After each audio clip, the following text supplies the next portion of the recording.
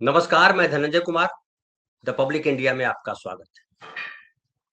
कल तक जो लोग नरेंद्र मोदी का जयकारा लगा रहे थे, लग रहा था कि नरेंद्र मोदी जो है वो हिंदू राष्ट्र लेकर के आएंगे और यही लोग कह रहे थे कि 2047 तक वैकेंसी नहीं है, हर हर मोदी, घर घर मोदी, यही लोग कर रहे हैं, जो आज मोदी को गालियां दे रहे हैं।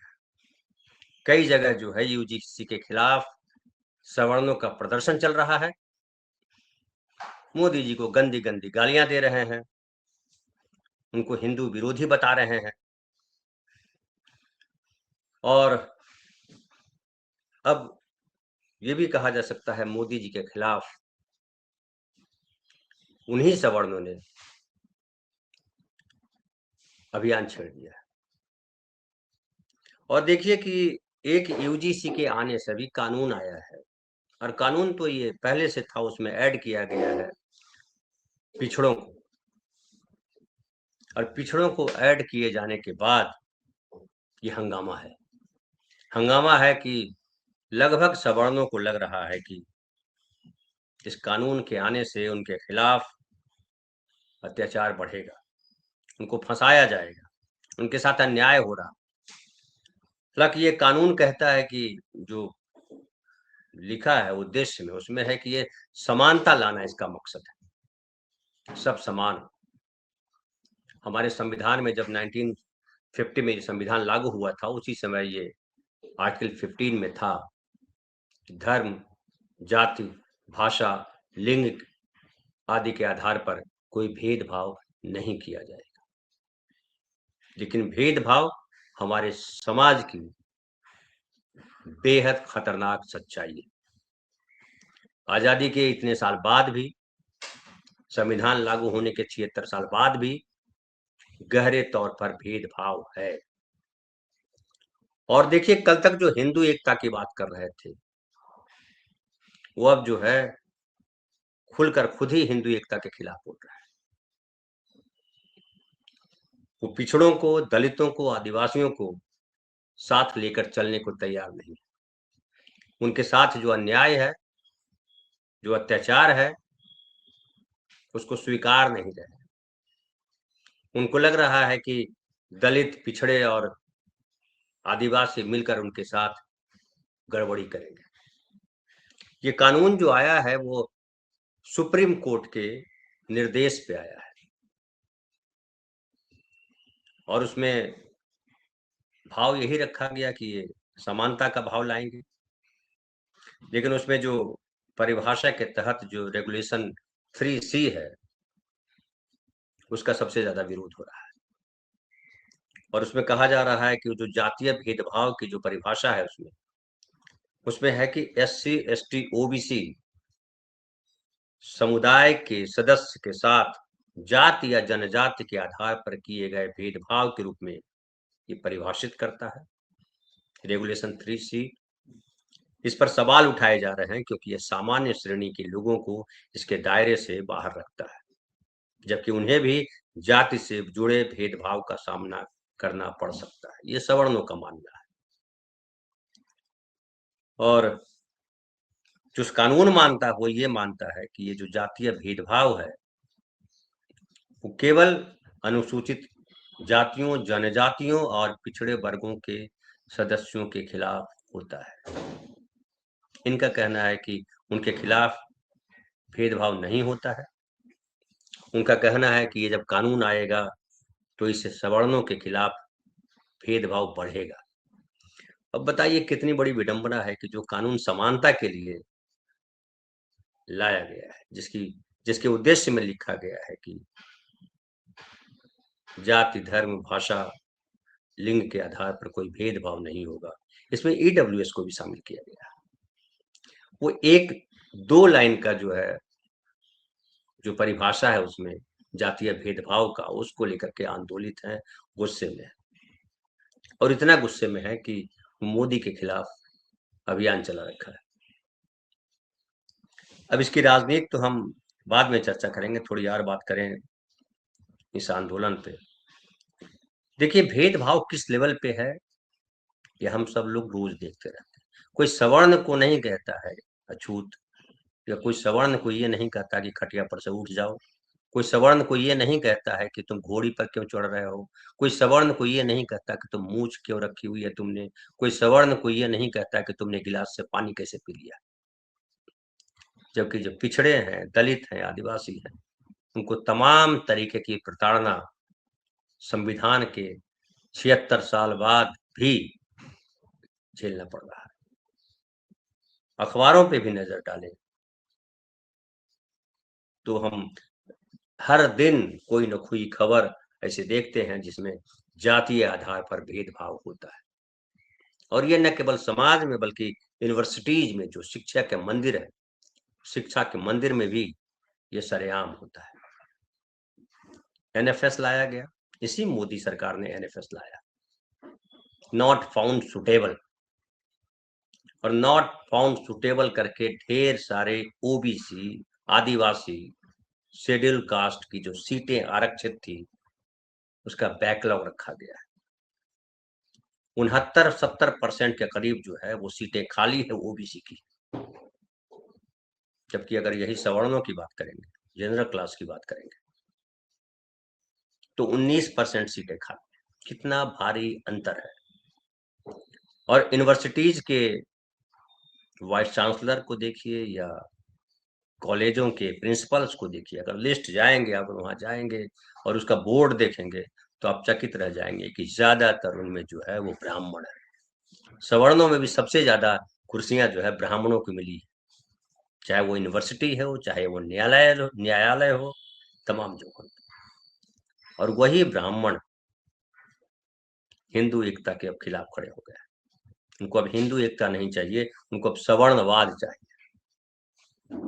अब पिछड़े, दलित और आदिवासी उनको अब हिंदू नहीं दिखाई पड़ते।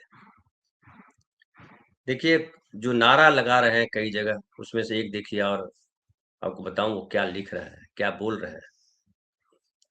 उसमें से एक वीडियो मैं देख रहा था, एक पूरा ललाट भर चंदन लगाए पंडित जी बोल रहे थे कि, और ढेर सारे उनके साथ लोग थे, कि कब तक काले कानून का कोड़ा सवर्णों पर चलाओगे, यूजीसी लाकर गधों को घोड़ा बनाओगे।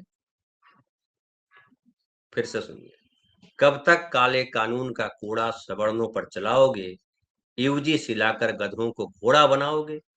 तुम्हारी नस्लों की नस्लें टूटकर बिखर जाएंगी, फिर भी तुम सवर्णों का रोआ नहीं उखाड़ पाओगे। क्या है ये? अभी कानून बनेगा, कानून मतलब बन गया है, अभी इम्प्लीमेंट होगा, अभी शिकायत आएगी। शिकायत आने के बाद जो कमेटी है, अब कमेटी की भी मैं बात करूं कि ये जो कमेटी, इक्विटी इक्वलिटी कमेटी जो बनेगी, उसमें कौन कौन शामिल होंगे ये भी समझ लीजिए इसको। संस्थान के प्रमुख, जो कॉलेज है या यूनिवर्सिटी के उसके जो हेड हैं, वो उसके पदेन अध्यक्ष होंगे, बाय डिफॉल्ट अध्यक्ष होंगे, उसको एक्स ऑफिशियो कहते हैं। फिर जो है उस इंस्टीट्यूशन के 3 प्रोफेसर या सीनियर फैकल्टी उसके सदस्य होंगे। सीनियर प्रोफेसर ज्यादातर कौन है? सवर्ण है। उसके बाद एक स्टाफ सदस्य जो शिक्षक न हो वो होगा उसमें, वो कोई कास्ट कोई कुछ नहीं लिखा हुआ है। संबंधित अनुभव वाले सिविल सोसाइटी के 2 प्रतिनिधि होंगे।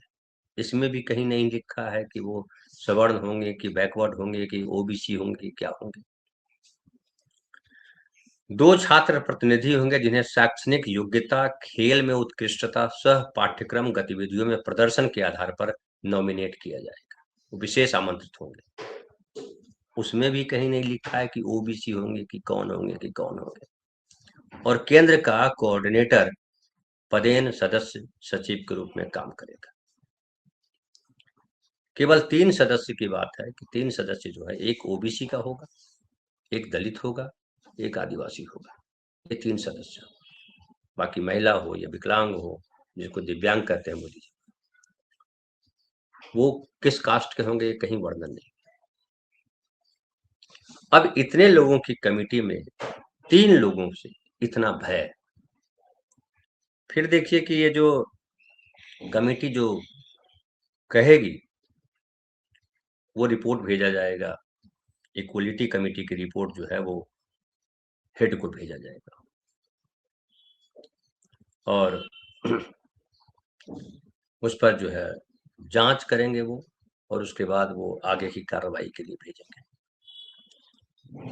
और इसके बाद भी देखिए कि सीधा कार्रवाई नहीं हो जाना है, अपील होगा, अपील में फिर जांच होगी, 30 दिन का वक्त है अगर किसी पे आरोप लगता है तो। फिर एक निगरानी समिति भी है जो समय समय पर कैंपस में घूम करके देखेगी कि कहाँ क्या हो रहा है। अब निगरानी समिति में कौन होगा ये भी जिक्र नहीं, वो सवर्ण होगा, दलित होगा, सब मिक्स होंगे, कोई जिक्र नहीं। केवल एक जगह जिक्र है कि इक्वलिटी कमेटी जो है उसमें 3, एक बैकवर्ड, एक दलित, एक आदिवासी होंगे, बाकी कहीं कोई इंगित नहीं है। इसको लेकर के इतना हंगामा मचा हुआ है, और वो हंगामा कहा जा रहा है कि इसलिए मचा कि इसमें सवर्ण को लग रहा है कि ये जो बैकवर्ड क्लास को जोड़ा गया है ये बड़ा खतरनाक है।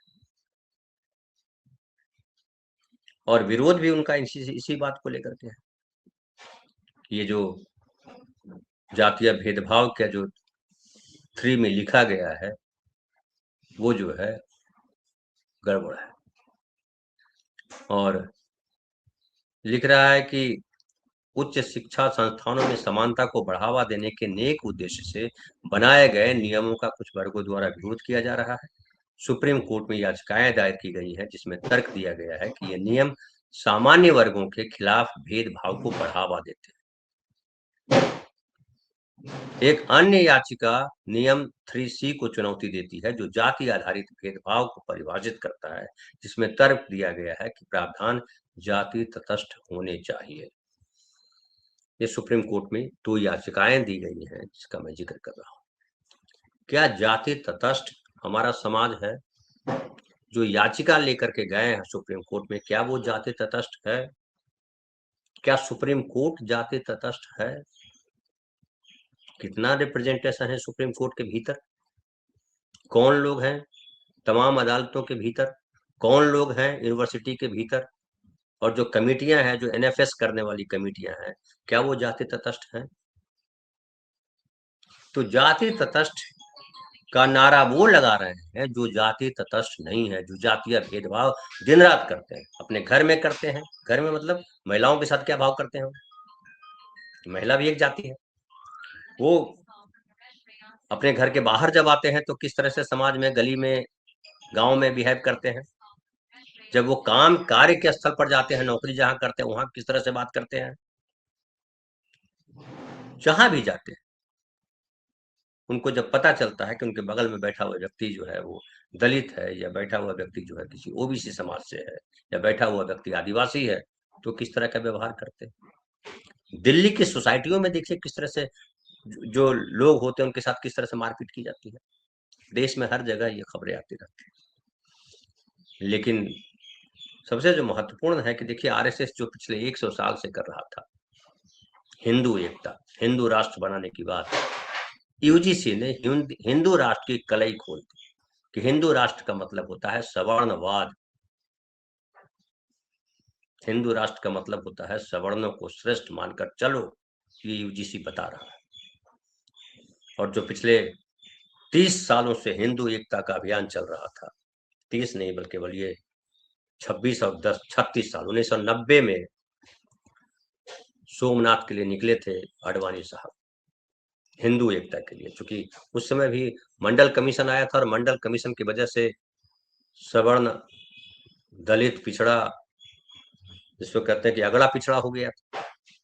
ढेर सारे लोग सवर्ण जो है सड़कों पर उतर आए थे, कई आत्महत्याएं हुई, तमाम हंगामा हुआ। सरकार उस समय बीपी सिंह की थी, वो बीपी सिंह की सरकार में जो है पिछड़े जो है उनका दबदबा था। जो बीपी सिंह के आसपास थे वो पिछड़े, उन्होंने दबाव बनाया, बीपी सिंह ने लागू किया, और लागू करने के बाद जो सवर्णवाद के मुखिया थे या जो हिंदू एकता की बात करने वाले थे, आडवाणी जी, बीजेपी के नेता, वो निकल पड़े रथ लेकर के। पूरे 10 देश में रथ चलाया गया, ये कह करके कि हिंदू एक हो जाओ। लेकिन 36 साल बाद हिंदू एकता का क्या हुआ? तो सवर्णवाद पर आकर के फट गया। यही है आरएसएस का ढोंग, ये है मूल आरएसएस का चरित्र। वो हिंदू एकता के नाम पर या हिंदू राष्ट्र के नाम पर उसने पिछड़ों को, दलितों को, आदिवासियों को गुमराह किया। सत्ता के लालच में पिछड़े, दलित और आदिवासियों के रिप्रेजेंटेटिव आरएसएस की पालकी ढोते रहे, बीजेपी की पालकी ढोते रहे। आज भी वही कर रहे हैं। एचआरडी मिनिस्टर जो है वो धर्मेंद्र प्रधान कहा जाता है, वो भी पिछड़े हैं, उड़ीसा से हैं, पिछड़े हैं। मोदी जी ने तो खुद को पिछड़ा कहा, हालांकि उनकी जाति जो है वहां गुजरात में इन्होंने ही उसको पिछड़ा में लाया, उसके पहले सवर्ण था। और आज जो है तेली कहा जा रहा है, मोदी जी को तेली कहकर गाली दी जा रही है। मोदी जी को एक मुसलमान ने कुछ बोल दिया था तो उसके लिए हंगामा मचा बिहार में। तो इनका जो हिंदूवाद है, इनका जो हिंदू एकता है, मुसलमानों के खिलाफ केवल खड़ा होता है। मुसलमानों से नफरत करना है तो हिंदू एकता का नारा दीजिए, हिंदू राष्ट्रवाद का नारा दीजिए, हिंदूवाद का नारा दीजिए। क्योंकि मस्जिद के नीचे या मस्जिद के सामने जो नाचने वाले लोग हैं वो बैकवर्ड हैं, दलित हैं, पिछड़े हैं। जो कावड़ ढोने वाले हैं उन पर पुष्प वृष्टि की जाती है।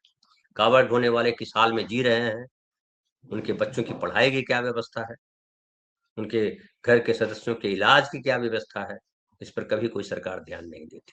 ये जो हिंदूवादी सरकार है, उनके लिए पुष्प बरसाना जो है ऊपर से बड़ा जरूरी हो जाता है, और पुष्प बरसाते हैं और दलित, पिछड़े, आदिवासी धन्य हो जाते हैं।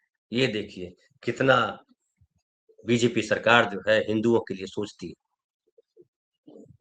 मुझे लगता है कि जो हिंदूवाद के नाम पर जो दलित, पिछड़े और आदिवासी संघ की, बीजेपी की पालकी ढो रहे हैं, उनको शायद कुछ समझ में आया होगा।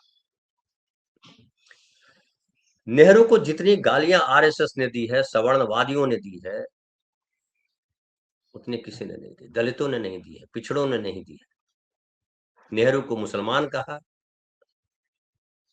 सोनिया गांधी को जितनी गालियां दी, आज भी गालियां देने वाले कौन लोग हैं? यही आरएसएस वाले लोग हैं।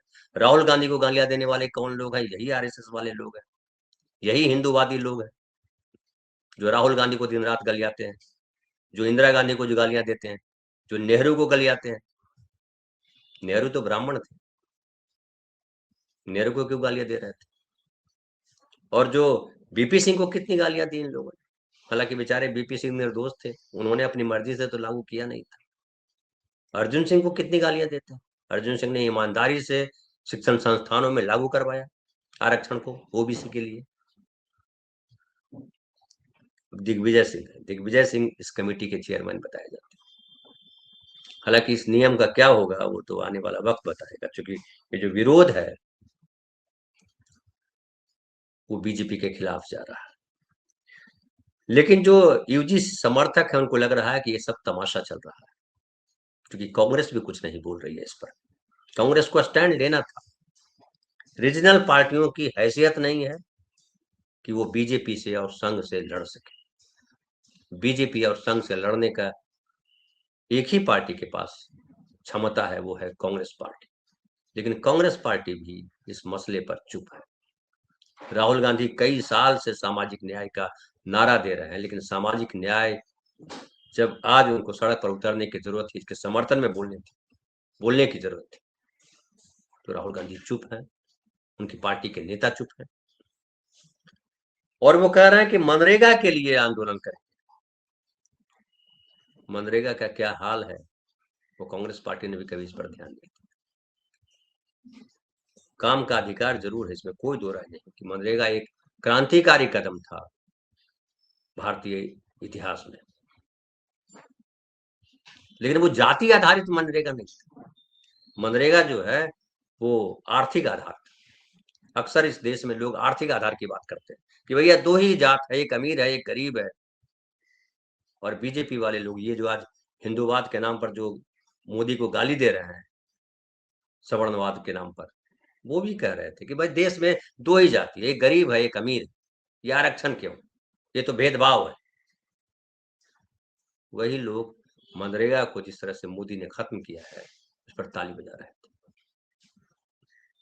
ऐसा लगा जैसे मनरेगा जो है सिर्फ आरक्षित है दलितों के लिए, पिछड़ों के लिए, आदिवासियों के लिए, जबकि मनरेगा सबके लिए था। जिसको भी किसी भी जात, किसी भी धर्म का हो, न जाति का भेद था, न धर्म का भेद था, न लिंग का भेद था, न भाषा का भेद था, किसी तरीके का भेदभाव नहीं रखा गया मनरेगा में।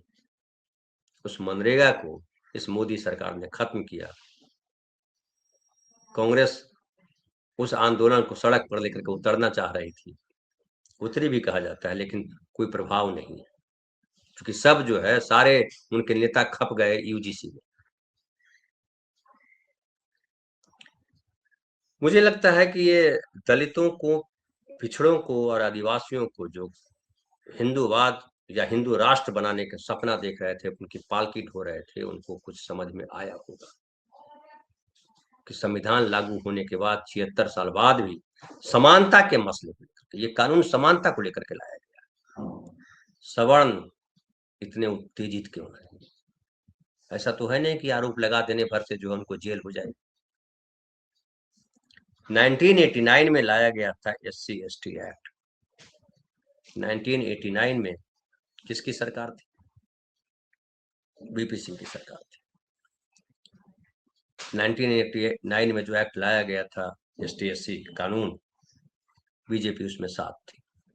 बीजेपी ने उस पर आंदोलन नहीं किया कि ST SC एक्ट क्यों ला रहे हो, इससे लोग शिकार बनाए जा सकते हैं, कानून का दुरुपयोग हो सकता है। और इस SC ST एक्ट को वापस 2016 में नरेंद्र मोदी जी ने संशोधित किया। तब भी कोई हंगामा नहीं, कहीं कोई हंगामा आपने नहीं सुना होगा कि ST SC कानून आया, ST ST कानून के कुछ को सुधारा गया, नहीं किया गया। और सुधारा क्या गया, उसमें कहा गया कि जो नए नियम बनाए गए जिसमें उत्पीड़न के ऐसे मामलों में सख्त कार्रवाई का प्रावधान है, और उसमें मुआवजा की भी बात की गई। लेकिन तब भी कोई आंदोलन नहीं हुआ। लेकिन याद कीजिए 1990 में जब पिछड़ों को आरक्षण में शामिल किया गया, बीजेपी ने, संघ ने सड़क पर उतरकर आंदोलन किया। अब जब 2026 में ओबीसी को ऐड किया गया इस एक्ट में, ऐड किया गया, ये भी पुराना कानून है, कोई नया कानून नहीं है यूजीसी। इसमें ये तो 2012 में बना था, कोई कहीं आपने सुना नहीं कि सड़क पे कहीं विरोध हुआ इसका। अब इसमें जब जोड़ा गया ओबीसी को, फिर विरोध बड़ा भयंकर हो रहा है। ओबीसी के आने से सवर्णों को खतरा क्यों महसूस होता है, ये सबसे बड़ा सवाल है। क्योंकि ओबीसी संख्या में बहुत ज्यादा है, क्योंकि ओबीसी सवर्णों को चुनौती देने में समर्थ है। इसलिए अगर सबसे ज्यादा अन्याय पिछले कुछ दशकों में अगर किसी के साथ हुआ, हालांकि ये तो हमारे साथी एक बताते रहते हैं अक्सर कि ये आजादी के बाद ही शुरू हो गया था, पिछड़ों को हमेशा पीछे रखा गया, क्योंकि उनको खतरा था कि पिछड़े जो हैं वो सवर्णवाद पे हावी हो सकते हैं। सवर्णवाद से अगर कोई टकराएगा तो पिछड़े टकराएंगे, मंडल टकराएगा, और इसलिए मंडल को खत्म करने के लिए कमंडल ने तमाम हथियार इस्तेमाल किए। लेकिन क्या है, ये जो पिछड़ावाद है, जो संख्या में सबसे ज्यादा है, 60% करीब, उनको आरक्षण दिया गया, 27% का झुंझुना पकड़ाया गया है, और उस आरक्षण को भी सही तरीके से लागू नहीं किया जा रहा। NFS होने वाले सबसे ज्यादा लोग पिछड़े हैं, उनको प्रमोशन रोका जा रहा है, जो सबसे ज्यादा लोग पिछड़े हैं। सबसे ज्यादा पिछड़ों के साथ जो है सवर्णवाद में आरोप, उनके खिलाफ काम हो रहा है। चुनाव लड़के आते हैं, बीजेपी का आप चरित्र देख लीजिए, चुनाव लड़के आते हैं उमा भारती के नाम पर, और शासन करते हैं बैकडोर से वो सवर्ण। कहेंगे शिवराज सिंह चौहान भी तो बैकवर्ड थे, मोहन यादव भी तो बैकवर्ड थे, लेकिन मोहन यादव और शिवराज सिंह चौहान ने यूजीसी के समर्थन में बयान नहीं दिया, उमा भारती ने समर्थन में बयान दिया। कई सारी चीजें हैं।